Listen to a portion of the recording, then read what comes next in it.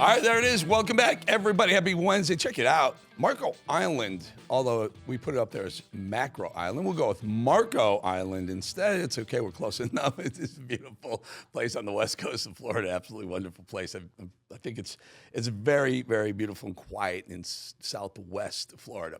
The first full inflation report of Donald Trump's second term was so strong, get this, CNN even had to admit he was right. Trump. Finally, we have some good news on the economy and really the number one issue for many Americans, the cost of living. So we just learned that consumer prices in February increased by 2.8% year over year, 0.2% month over month. Both of these figures were a step in the right direction, and both were better than expected. So this is definitely very encouraging to see, because it's going to, I think, relieve some fears that inflation was perhaps re-accelerating, because this actually breaks a streak of 4 straight months where I think you could see it on the chart all the way to the right, where the inflation rate was going in the wrong direction, right? It was going higher and higher. Finally, we're seeing it dip. And there's something very, very important here. There's something that happened on that last chart that guy was talking about. So the 4 years under Joe Biden, for at least the first 2.5 years, inflation was going up. Those were Biden policies. It started at, by the way, it looked like inflation was going down. It wasn't. It keeps going up. Prices keep going up. It just goes up at a slower rate so that they turn the chart down. It's not a good thing when inflation is 5 and 6%. It's just used to be 9. Here's the point. Now, for the first time, real inflation is coming down. Look at egg prices right there. Those are real, actual egg prices, and they're dropping like a rock, and they're dropping fast. You can see 2025 because we have a new sheriff in town. We have someone who actually cares about the economy. Something else really important happened in the last couple of weeks. This inflation report showed that the fourth quarter inflation under Biden was actually higher than they were reporting. It was revised up, meaning things were much worse than they were telling us in the fourth quarter of 2024 when Biden was president. So this whole last couple of months, the month of Trump being fully president, the month prior where they split a month, half the time was Biden, a third of the time, 2/3 was Biden, a third was Trump. It was still Biden policies. Remember, he pushed out tens of billions of dollars out the door in his last few days in office. That's inflationary. It takes a while to get that through the system. So right now, Trump can take credit for the big drop in egg prices, the big drop in inflation prices that have happened as of today. And I think you're going to see a lot more. Oil under Trump, because drill baby drill, will bring prices down as well. Good news on the economy. And we told you, by the way, we told you yesterday, remember when after the close of the market, 407, Trump was with Elon Musk looking at Teslas yesterday at the White House. Remember that? And I said, watch what happens tomorrow. Tesla's going to go way up. Tesla went up $17.50 today. Up $17.50 today. These guys know what they're doing, folks. Don't mess with them. Democrats, however, have no desire to make anything in this country better. Immediately after losing the election, they resorted to name calling and haven't let their foot off that gas since. Listen to Elisa Slotkin, a former CIA officer and current senator, Democrat, talk about her thoughts on us, on half of America, MAGA. Listen. Right. I think there's a feeling in the country. I mean, I often say this, we're about to turn 250 years old, right? We're still pretty young for a country. These are our like our angry teenage years, right? We are going through this push and pull where we're happy, we're sad, we want this, we want that. And what do you do when you have a teenager who's threatening themselves and others? You just try to get them through this period alive so that their brain can fully form and you can come back to kind of what Are a you country. talking about Trump? No, I'm talking about our country. We're pendulum swinging. We're pendulum swinging. And so for me, I think I don't think there's a single American who feels like this is normal. Well, Senator Slotnick, you should realize that it was 4 years of miserable Bidenomics, miserable wokeness, miserable cancel culture. And yeah, the pendulum did swing. Unfortunately for you, it swung the wrong way. It was all the way left. And now it's coming back ever so slightly to the center, and you don't like it one bit when it's just a little bit back our way, do you? Wait till it keeps going. Just don't get in the way of that pendulum, my dear Senator Slotnick. But in case you have missed a very eventful day at the White House, yesterday was wild. Donald Trump bought a Tesla car on television. He had some hysterical one-liners for his predecessor, Sleepy Joe Biden. Listen. Let me get in this second. On the Tesla? You want my notes? Yeah. They gave me notes. They said, I'm not Biden. I don't need notes. Yeah. There's no gears. No. This is really amazing. It's really amazing. Let's take a look at a couple of think Biden could get into that car? I know. And again, Donald Trump saying, I'm going to buy a Tesla, and Elon Musk saying he's going to double the Tesla output in America, and saying it after the market closed yesterday. You knew it was going to happen today. You just saw it. I've been doing this a long time. $17.50 higher. Billions and billions of market value added onto Tesla in one day. But this is one of the best clips of the day. Congressman Bill Keating threw an absolute tantrum, a conniption, as they say in New York, when Sarah McBride, the dude who's pretending to be a girl, was introduced on the House floor as Mr. This is great. Listen. I now recognize the representative from Delaware, Mr. McBride. Thank you, Madam Chair. Ranking Member Keating, also wonderful. Mr. Chairman, could you repeat your introduction again, please? Yes,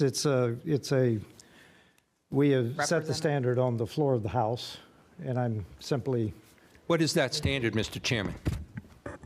The Would you repeat what you just said when you introduced a duly elected representative from the United States of America? Please. I will. The representative from Delaware, Mr. McBride.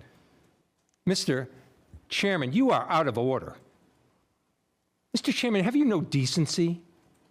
I've come to know you a little bit, but this is not decent. We will continue this. You will not continue it with me unless you introduce a duly elected representative the right way.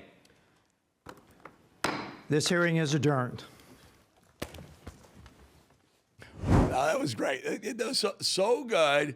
Obviously, the ranking member is a Republican. We hold the House, and the chairman says, we introduce Mr. McBride, and the other dude, the Keating's like, throws a conniption, like introduce him the proper way. You know what he should have done? The chairman should have said, okay, the gentleman from New York. That would have been just the perfect moment, but I digress. The claims from Canada getting worse and worse by the day. I understand our northern neighbors have very little to be proud of right now, but listen to the disgusting comments that were made about Donald Trump. Listen. We need to have a government that remains solid. Team Canada that can say to Donald Trump, go pound sand or go suck eggs. Although, as I said, I now realize there's a tariff on sand and they may not be able to afford eggs. Reminds me of his attitude towards women. He's a serial misogynist, sexual abuser, rapist. He's in the White House. What's he want to do? Take Greenland out to buy expensive furniture? So Canada, you want to do this? And by the way, this woman's name is Canadian Green Party leader, Elizabeth May. Elizabeth May, write it down, because I would be willing to bet the Trump team of lawyers will be knocking on your door with subpoenaing you with an affidavit to appear in court, because he should sue the living daylights out of you. You called him a rapist. You called the president of the United States a rapist. He's not a rapist. Not a rapist. You're wrong. You're libelous, and you're going to get in a lot of trouble, Ms. Elizabeth May from the Canadian Green Party. All right, leave it to MSNBC to justify violence against Tesla as nothing more than a protest. But then you also overnight have this post claiming that protests at Tesla dealerships are illegal. He said today he would label violence against dealerships domestic terrorism. Now, you know I am judicious in how I play this sound, but I think you need to hear it from him. Mr. President talks about some of the violence that's been going on around the country at dealerships. Some say they should be labeled domestic terrorists. I will do that. I'll do it. I'm going to stop them. We catch anybody doing it because they're harming a great American company. Let me tell you, you do it to Tesla and you do it to any company, we're going to catch you and you're going to go through hell. So just to be clear, you protest a private company, you are labeled by this administration a domestic terrorist. So this dumbass host on MSNBC says, just to be clear, you protest a dealership and that's something wrong with it. No, there's nothing wrong with protest. It's a clear First Amendment. It's well written out. You have the right to protest. You have a right to. You don't have a right to torch a Tesla dealership like they were doing. They were burning down Tesla dealerships. That's not a protest. That's not even vandalism. That's terrorism. And for all you idiots who said peaceful protests in the summer of 2020, George Floyd, maybe that's what it is. That's what they consider a peaceful protest. When there's buildings on fire and bullets flying, that's a peaceful protest to MSNBC. Got it wrong. You guys suck. Here's a good one. Angel Reese. Let me set this up a little bit.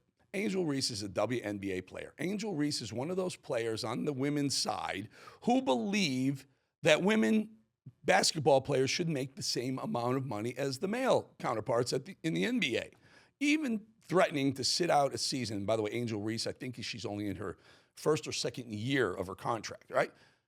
Okay, if you're going to ask for more money, I mean, it's ridiculous because you don't bring in near the viewership that the men do. But if you want to ask for more money, make your case. But I wouldn't use this video as making your case for more money. Watch. Look at that. Misses one. There's her second layup. She misses. She gets her own rebound. Good for her. And she misses her third layup. I mean, those aren't hard shots, folks. Those are simple little layups. You got to make those shots, Angel. I think Angel Reese, I think she is the one who kept fighting with Caitlin Collins. Caitlin Collins? Which is the one on CNN? Caitlin Clark. Thank you, Mad Dog. One of them's a basketball player. One of them does a crappy show on NBC CNN that no one watches. So anyway, Angel Reese, if you're going to ask for the same money, you better be able to make some layups. All right, we have a lot more. Bud Light. Remember Dylan Mulvaney, the one who wrecked Bud Light, cost Bud Light $18 billion in sales and $100 billion in market share because he pretended to be a she, and Bud Light thought it would be a good idea to give that person some sort of, marketing agreement, tank the stock. Well, apparently he has a book out, and he was on The View yesterday. Stick around. We're going to show a little of that and reaction from someone who used to be a high-level executive at Anheuser-Busch. Right back.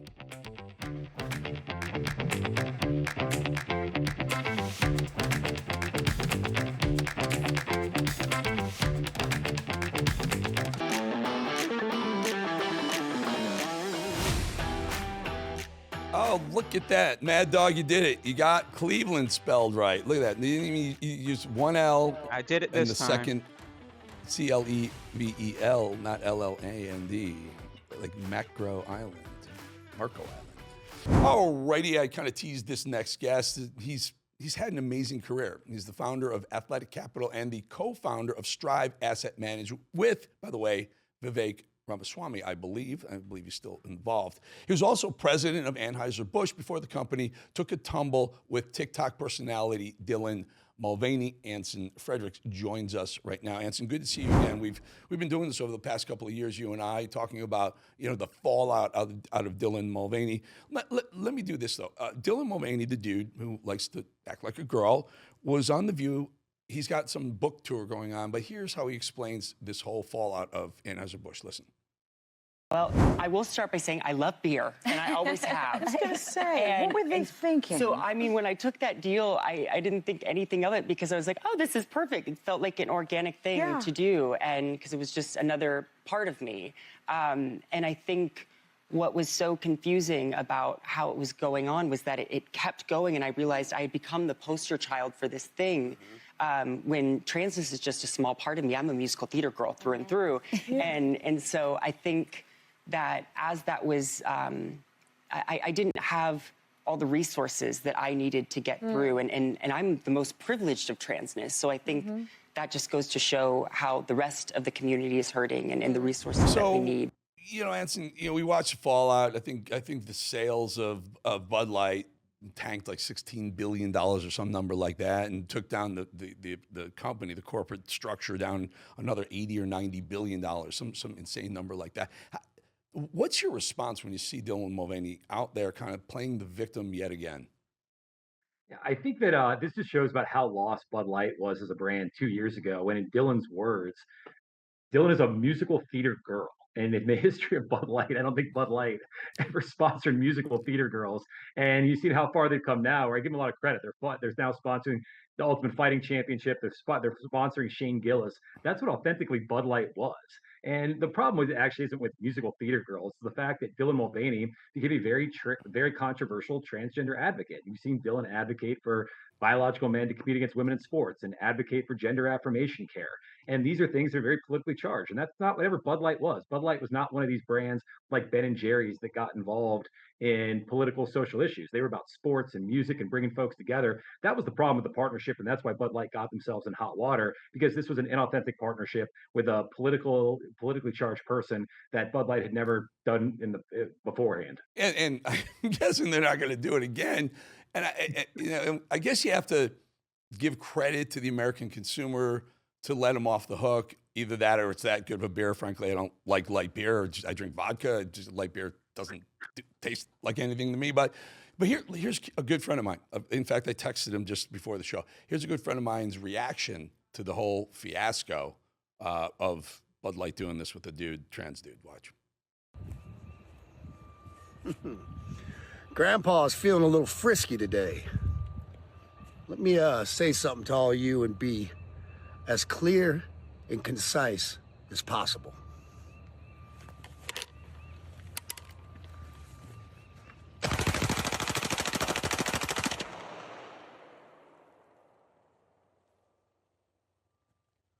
Bud Light and Anheuser-Busch. Have a terrific day. How much you love Kid Rock? I love that guy. In fact, I'm trying to get him on. He's starting to tour next week. We're doing everything in our power. But so he kind of spoke for so many people like me when he did that. Have they turned the corner in, what is it, a year, maybe, and maybe even, I don't know, is it less than a year? What do you think, Anson? No, it's crazy, Bolling. So we're actually coming up with a 2-year anniversary of the Bud Light Dylan Mulvaney partnership. It actually happened on April Fool's Day of 2023. So April 1st, 2023. A lot of people, again, thought that this partnership was a joke. And then not only was the partnership itself problematic, but you might recall you had Bud Light's VP of marketing at the time, Alyssa Heinerschein, who was on a Zoom call that week calling the Bud Light consumer essentially fratty and out of touch. And then their CEO, Brendan Whitworth, a week or so later, released this nothing burger statement where he neither apologized to consumers like Kid Rock, that just wanted Bud Light to be funny and authentic and humorous. And then nor did he come out to people on the left that started boycotting it, asked him to do more partnerships with people like Dylan Mulvaney. And so he was caught between this whole rock and a hard place, ended up doing nothing. And the sales were down 30% that first year. They were down another 10% last year, and they're trending down again. So I mean, this is a brand. So this is really what I wanted to get to. They're still trending down, even though Bud Light was all over the Super Bowl. Shane Gillis, did a couple of Bud Light ads in the Super Bowl.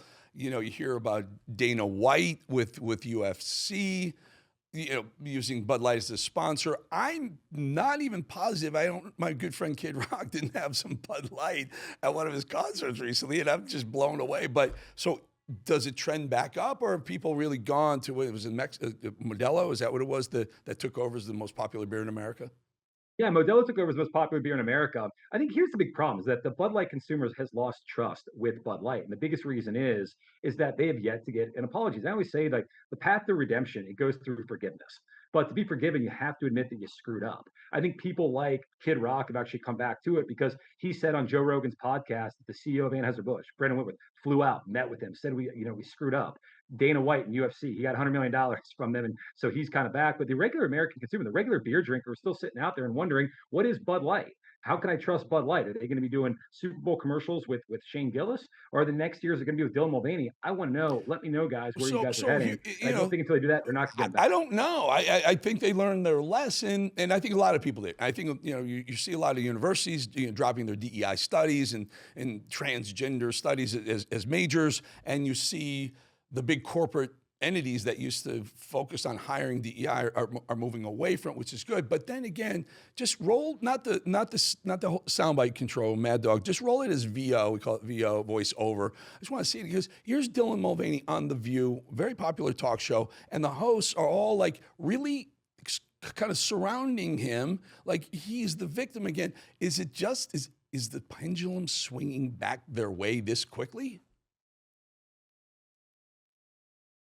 Anson, I want to know. Are you doing a clip? Are you asking? No. I'm just showing people of Dylan Mulvaney on The View yesterday. Like, are they embracing this whole trans movement again already? Haven't The View learned their lesson too? Well, I mean, I think the View. I mean, they're off in a different universe right now. I don't think they ever left. They're still embracing the idea that biological men should compete against women in sports and some of the more controversial parts of sort of the transgender movement. So I don't think they've ever left that. But I think the rest of America is getting back towards just business, especially corporations are not going to try and be performative anymore. I think you run into like a big issue, and if it's all right. Well, I'll put in a quick plug for my book. I have this book called Last Call for Bud Light that's out right now that talks actually more about this problem. Is you have certain companies like Anheuser-Busch InBev, and they're actually Anheuser-Busch is a foreign-owned company. It's owned by this company called InBev over in Europe, and Europe is now pushing more of this ESG and DEI agenda onto American companies. It's a reason that Anheuser-Busch has yet to walk back the DEI commitments that they have made, unlike companies like Walmart or Tractor Supply Company that said, hey, this didn't work. It didn't compete and make us more competitive. It didn't make us more money. It didn't actually create a more diverse workforce. So we're walking it back. Anheuser-Busch InBev has yet to do that, mostly because they're a European-owned company. And I think until they maybe even think about selling Anheuser-Busch back in the United States to U.S. investors, I don't know if they're going to be able to do that because of this European ownership. That's interesting. Also, given, Trump wanting to put tariffs on foreign imports, maybe it's time to, call it like it really is, a foreign company, and tax that and tariff that stuff to come back over here. I think there are a lot of people. That's one tariff I'd be in favor of, a Bud Light and Anheuser-Busch tariff on imports of that garbage right there. And I got an idea. Let's export Dylan Mulvaney. What do you say about that? Yeah, I mean, Bolling, I think this is not even Anheuser-Busch. There's other companies. I mean, TikTok, it's owned by the Chinese, effectively the Chinese government. You have Anheuser-Busch owned by Europe InBev. The U.S. is moving a different direction. We're having companies get back to business, back to the bottom line, to focusing on just creating great products and services, hiring the best and the brightest. The rest of the world's not going that direction. You even have a governor of California who has defended that trans LGBTQ community for 50 years, saying, "Oh, it's unfair to have men in women's sports. It might be unfair." Anson Fredericks, thank you so much for your time. Appreciate your time, man. Thanks for having me. Really appreciate it. All right, folks, we shall be right back.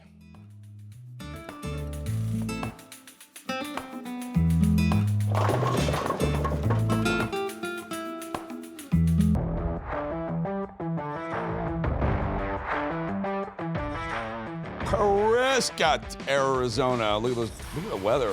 Starting to roll on in from the mountains.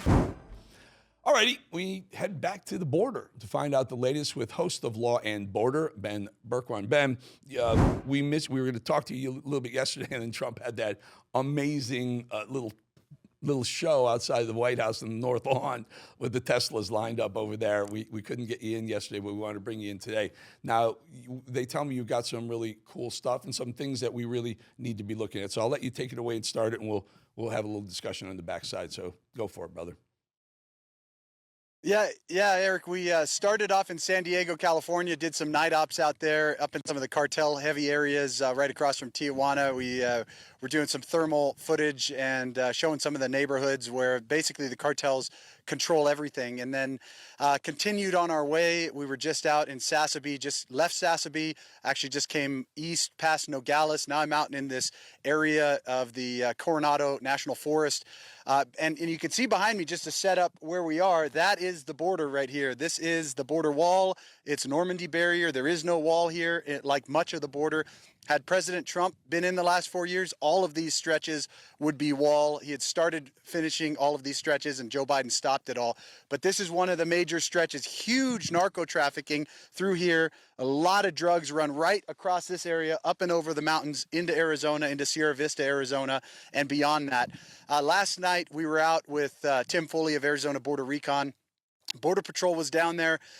We were about to leave. We actually confronted an NGO that had been dropping water and food and supplies for the cartels. And as we were about to leave, we were coming down a road and saw Border Patrol activity. Went up on top of the mountain and were told that there was an operation ongoing. It was a standoff basically between Border Patrol and armed cartel members just outside of Sassabee. It ended up with the cartel members moving off the mountain and Border Patrol holding the ground there. But it just shows you this is a war. This is the war that we should be focused on. It is the war that President Trump is focused on, and it's just beginning. Yeah, hey, Ben, so show us that shot again, guys. Can you take that shot? Because this is important. So I think you said, and I think it's very close. It's Nogales, Mexico, right? Nogales is, it's a border city, but it's a city. It's a thriving city. Now I want to see the Ben shot. I want to see Ben shot with that fake wall, whatever that wall is supposed to be. So you're not, how far, on the Mexican side, how far is that from Nogales? And then how far would it be on the American side, say from, I don't know, your first border town, or maybe even up to Tucson?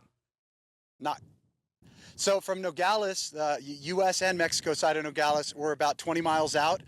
From Naco, Arizona, it's about the same, about 30 miles in that direction. And just to show you, I don't want to interrupt, just to understand something. We're not talking about 100 miles of desert. We're talking about, you get in a pickup truck and drop 20 people off, and they just slide right under that little fence there. Go ahead. I didn't mean to interrupt. Absolutely. Yeah. No, you're absolutely right. They can drive up. All of this is accessible on the Mexico side. You've got roads all the way up to it. You could drive a pickup truck loaded with dope, drive it right up to the wall. You could have another vehicle right here. We're out here doing good, but you could have somebody out here doing bad. They pick up. They can drive in any direction they want. They don't even have to drive down this road. We just actually drove across this field to get here. They could go anywhere they want. And when Joe Biden was in office, there was no Border Patrol out here. The one bright light in all of this is now we have Border Patrol instead of babysitting cartel members and being Ubers for the cartel and processing these fake asylum seekers. They're actually out here on the line. We just had one drive by me just a minute ago. So at least they're out here occupying it. But for 4 years when Joe Biden was here, I didn't see a single Border Patrol agent here. Not one single Border Patrol agent. So these areas were just totally wide open for the cartels. And they still are until we get the wall. We need that wall for sure. Yeah, we need the wall. You even need the wall near the legal crossings because, as you know, that's if right. You sit, you literally go, I don't know, 200-300 yards away from the legal crossing. It's very busy at the crossing. And then you look over, whatever, half a mile down the road, and you can see just wide open, especially if the Rio Grande is only, a couple feet deep. And you see a Border Patrol agent here or there, but they're not doing anything, not against the Border Patrol, but you'll see people crossing the border because they haven't, during the Biden years, they weren't charged to do anything. They were told not to do anything. My question is, when they see them now, are they stopping people for sure, every single one of them that they can see? Yeah, they are. And they're actually, instead of just stopping them, the big difference is they ended the CBP One app and the Remain in Mexico policy is back in effect. And so if you're coming to claim asylum, they're pushing you back into Mexico and saying, hey, you can't cross here. You have to wait in Mexico for your asylum claim. So that stops most of it. The guys that are coming out here, they aren't the fake asylum seekers. The people that are coming out here are dope mules. They're the guys in all camouflage where they buy their gear in places like Sonoita, which is not too far from here. And then they come across and they're going up into the mountains to hide out. They're carrying the drugs. They're the former criminals. They're the terrorists. They're the people that really don't want to get caught. Those are the guys out here. And you can mark my words, Border Patrol out here is on the hunt. These guys are hungry to catch these guys. They've let them go for the last 4 years, and they're after them right now. That's what they want to do. A lot of these guys are former military. They've served their country for decades. They were told to stand down for 4 years under Biden. Now the green light has been given, and they're going after them. Ben, you spend enough time with the Border Patrol and CBP and ICE and whatnot, and you'll have a conversation with them. How much all these efforts, all these billions upon billions of dollars that we put on it, and we need to do it. I'm not saying we shouldn't do it. We need to do it. But you ask them, and they'll almost to a person tell you, if you say, how much are we stopping and how much gets through? And the number's staggering. And I've heard this number repeated over and over. We stop about 2% of the drugs that come through. 2%. Yeah, I was just meeting with Homeland Security, some friends of mine.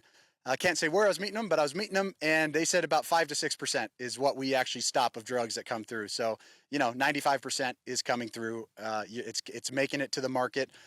It's staggering. And on top of that, so if the drugs can get through, what about really bad people that want to do America harm? But you're absolutely right. You talk about the fentanyl epidemic. I know you have firsthand tragic experience with that. Yep, we may have lost a shot. We may have lost Ben. If we can get him back, we will get him back. Do we have him? No? Yes? No? Okay, we lost a shot, guys. We're going to say thank you to Ben Berkwam. Again, Ben hosts the show Law and Border, Ben Berkwam. Really good information he keeps bringing us, and we'll continue to go to Ben. All right, folks, we'll be back. We have a lot more show after this.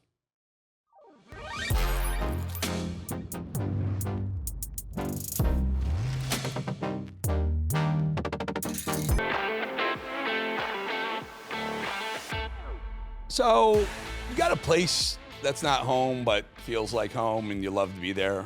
There it is for me, Las Vegas, Nevada. That's the football stadium, the brand new football stadium.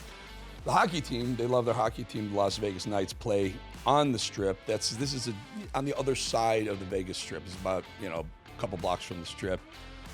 Great brand new stadium, multi-billion-dollar stadium where the old Oakland Raiders, now the Las Vegas Raiders, play.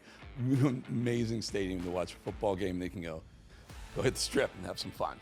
The economy, we're healing. America, we're healing. The future of America looks brighter, and Democrats want no part of it. Democrats exalt a terrorist sympathizer and support. They march the streets on his behalf. They assault police officers. They protest, even threaten to take over a mayor's residence, but they attack the world's most successful entrepreneur. They post videos about praying for Elon Musk's assassination. And all over the world, they refer to Musk as a fascist and Trump as a fascist. People light stores selling the vehicles Tesla makes. I almost said Trump makes. Tesla makes. This is the state of the Democrat Party. They're torching Tesla stores. This is the state of the leftist machine. And they think we're stupid, you see, because they position the terrorist sympathizer as a victim, this guy, Mahmoud Khalil, as he galvanizes people and coordinates groups right here on our soil towards the total destruction of what we stand for, the shredding of America. They make claims that that guy is the victim of a violation of his First Amendment rights. Even though he's a resident who engages in illegal terrorist activities. And then you have an actual citizen who creates an abundance of jobs right here in America, who loves the country he lives in, who gives all of his time to help improve America, strengthening our economy, and helping us reduce our debt to the detriment of his own companies. Somehow, Elon Musk is the villain. Well, I'm going to buy, and I'm going to buy because, number one, it's a great product, as good as it gets. And number two, because this man has devoted his energy and his life to doing this. I think he's been treated very unfairly. As a function of the great policies of President Trump and his administration, and as an act of faith in America, Tesla is going to double vehicle output in the United States within the next 2 years. So the other guy, the terrorist, the actual terrorist, is celebrated by the left. The one who wants America gone is revered, while the one who's working actively to save America is the devil who should go back to where he came from. Got it, lefties. That's your new Democrat Party, folks. Maybe it's the old Democrat Party. Not sure. What a joke it is. They're trying to paint what Musk is, what he's doing with Doge, as dangerous and not important. Listen. Well, look at the math. If Elon Musk says that he thinks he can find $1 trillion worth of waste, abuse, and fraud, why don't we let him try to see if he can find it? What does that hurt? Everybody's trying to be critical. They're attacking the message carrier. And the problem is that this money, you're going to see it going to politicians, and going out to these NGOs and all these organizations that they claim they're doing a good job, and it's coming right back to Washington. Why don't y'all at CNN I'm trying to do a little math with you. I'm trying to do some math with you, talking about math. You all do not support one cut. CNN, you all do not support one dadgum cut in any of this stuff. You're trying to use the lowest denominator. You're trying to scare the most people to drive the train against Trump. He's right. CNN doesn't like a single Doge cut. They're protesting Doge cuts, waste, fraud, and abuse of our taxpayer money, and the Democrats are protesting it. In a nutshell, that's it. The leftist machine can't take all the winning we're having, all the cost cutting, the cuts to spending. Like I've said here before, time and time again, the left hates President Trump that much that they like to see him, when he's implementing so much good for America, it pisses them off. And Elon Musk, well, he's just an extension of Trump. That's because here's the thing. Democrats were once really into the workings of Doge, actually. There is no question that there is an enormous amount of waste and fraud and abuse in this government. There is no question to my mind that Congress has not been vigilant enough in rooting out that waste and fraud. We cannot keep our promises on Medicare. We simply must make the cuts in waste, fraud, and abuse in Medicare so that the benefits and the premiums are untouched. If we're going to eliminate the waste, fraud, and abuse in Medicare, it does mean we're going to cut some of that out. And when I hear my friend Dave Camp say, you cannot cut money out of Medicare, well, we don't want to cut the good stuff that you point out.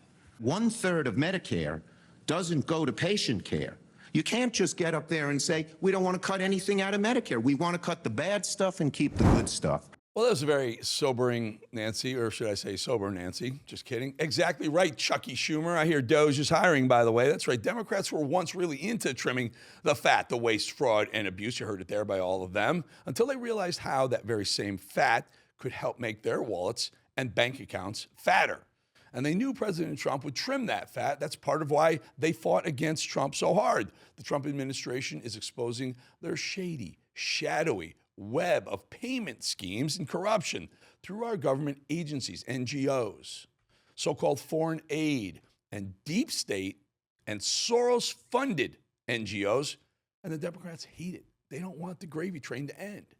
And now they're shooting the messenger, Donald Trump, as the willing Trump soldier using Doge to cut the fat out Elon Musk. Democrats have successfully made Musk the face of what they hate the most, almost as much as Trump. And as always with Democrats, laws just don't matter. Property doesn't matter because it's time for some mostly peaceful terrorism, damn it. Because Trump has declared it domestic terrorism. But because it's anti-Trump, well, they just simply refuse to see it that way. Some say they should be labeled domestic terrorists. I will do that. I'll do it. I'm going to stop them. We catch anybody doing it because they're harming a great American company. Let me tell you, you do it to Tesla and you do it to any company, we're going to catch you and you're going to go through hell. So just to be clear, you protest a private company, you are labeled by this administration a domestic terrorist. Actually, no, lady on MSNBC. This isn't just about signs and protests, lady on MSNBC. They're destroying private property. They're torching Tesla dealerships. What are you thinking, lady on MSNBC? It's extremely dangerous, lady on MSNBC. Things could explode and seriously harm or kill people. I don't know. Maybe, lady on MSNBC? You all right with that? So I really don't care, lady on MSNBC. It's also interesting coming from a party that labeled parents who care about their children's education domestic terrorists. Remember that? Attorney General Merrick Garland said parents that go to school board meetings are domestic terrorists. He wrote it in a note. Attorney General under Biden. That's when someone actually defaces private property in the name of politics and agenda. That is how somehow now domestic terrorism. I got it. So you see, I don't think we fully understand what's really behind these attacks on Elon Musk. I've told you. In fact, they used to love Elon Musk. They used to love Silicon Valley bro Elon Musk. They couldn't get enough of Elon Musk until he came to the side of Trump. Until Butler, Pennsylvania, he came to Trump's aid. They don't care about America. They want the destruction of this country. And while that's true, I also think it's far worse than that. The Trump derangement syndrome is so vile, so corrupt, and all-encompassing for the left, they've forced themselves to believe that if you're a success, like Trump or Musk, one of the most successful entrepreneurs in the world over, that makes you some sort of tyrant. This is the infection of Marxism, folks. And if you're a successful tyrant, by the way, then you must be punished, banished, beheaded. Never mind that the leftist machine has been sucking at the teat of the American taxpayer for years through USAID and shadowy NGOs. Never mind the insider trading, Nancy Pelosi and Paul Pelosi. And the fact that Elon Musk is threatening their gravy train is what scares the living daylights out of them. But you see, it's okay to them if you're a tyrant, as long as you're their tyrant, like George Soros. Am I right, Bill Gates? If you align with their socialist causes and give money to their causes, well, then you're a tyrant that they can tolerate. We're talking about cultism here. The left is a full-blown cult. And if you support President Trump in any way, shape, or form, to them, that's a sin. To their religion, it's a sin, plain and simple. And President Trump is so hated, he's literally the devil to them. And if you support him, Trump, in any way, shape, or form, then you're no different and you deserve the same fate. You're Lucifer. Where did I compare a terrorist I don't know. Why did I even do that? Why did I compare a terrorist who wants to destroy America, Mahmoud Khalid, to Elon Musk, a man who wants to be a part of saving it? They are so opposite because that's the left's new religion. President Trump wanting to remove Mahmoud Khalil for his distinct ties to terrorism makes him good on their wild fantasies on the left. Saint Khalil, as they referred to him. But Elon Musk, for President Trump, heaping praise onto him, for giving him, Musk, the power to cut down government waste, fraud, and abuse and improve the country, well, Musk must be the devil. When they light Teslas on fire, they think they're justified in doing so. President Trump is right declaring domestic terrorism on those people. But unfortunately, that won't stop them. The terrorist, Mahmoud Khalil, marches in support, also believe that what they do is justified. Killing, bombing, raping, breaking the law to show support for that kind of person is justified to them. In both cases, they just can't be reasoned with, and the sooner we truly understand how this twisted party works now, the better off we all are. We will be right back. Steve Bannon.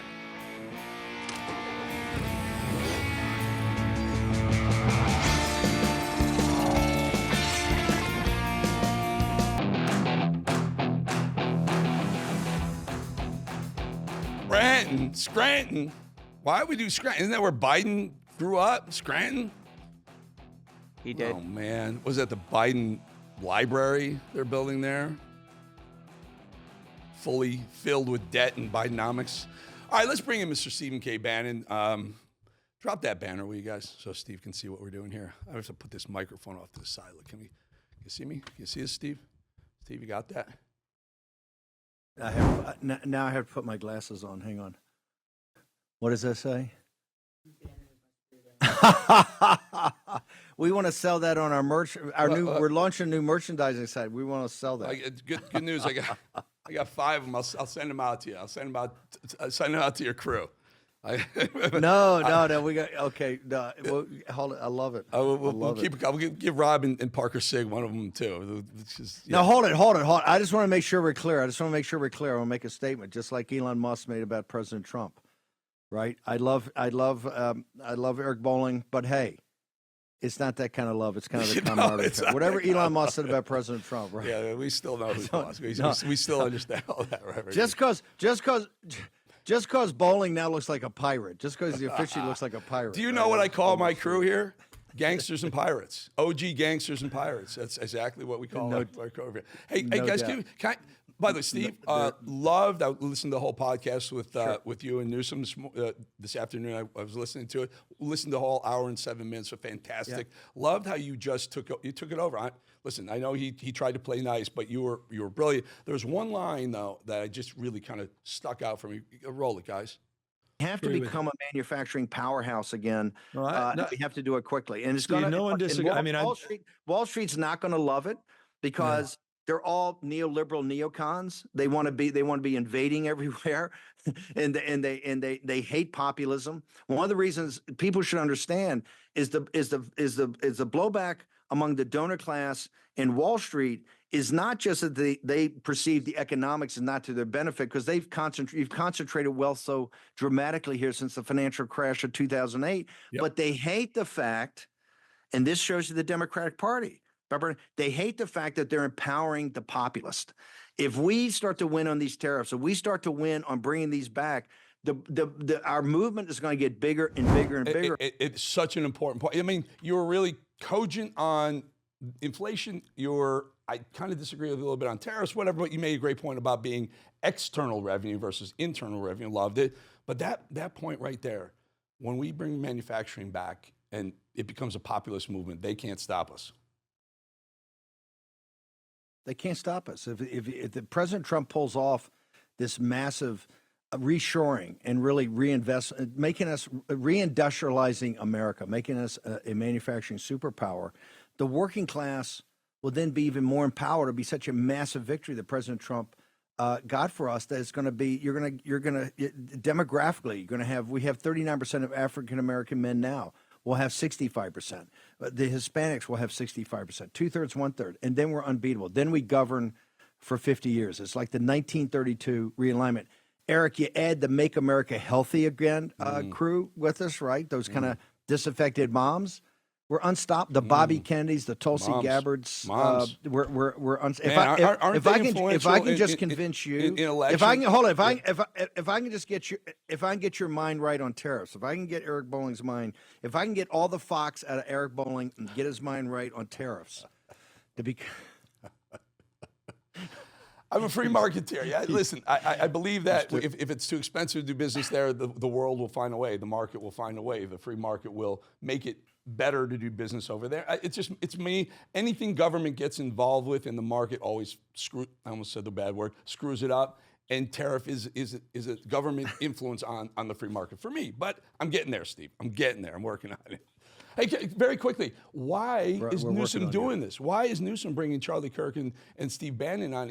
I think he's using you guys as like really good sparring partners, because if he can spar with you in 2028, he's got no problems.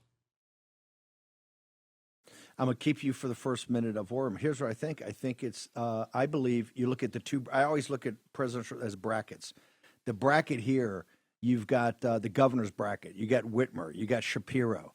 You got the governor of the Commonwealth of Kentucky, Illinois, right? Brashear. You've got Illinois, Pritzker. You got Polis. The governor's bracket is powerhouses, is packed. He wants to get out of since the California model is so broken, he wants to get out of the governor's bracket, and he wants to get to what I call the celebrity bracket: Stephen A. Smith, Mark Cuban, Rahm Emanuel, Pete Buttigieg, and of course Gavin Newsom. He's going to tack right to do that. Well, I highly suggest, I'm going to give it over to you, but I highly suggest, folks, if you're listening to a podcast, listen to that one, because it was 85%. Steve Bannon was fantastic. Good job, brother. See you tomorrow. It's fantastic. Thank you, brother.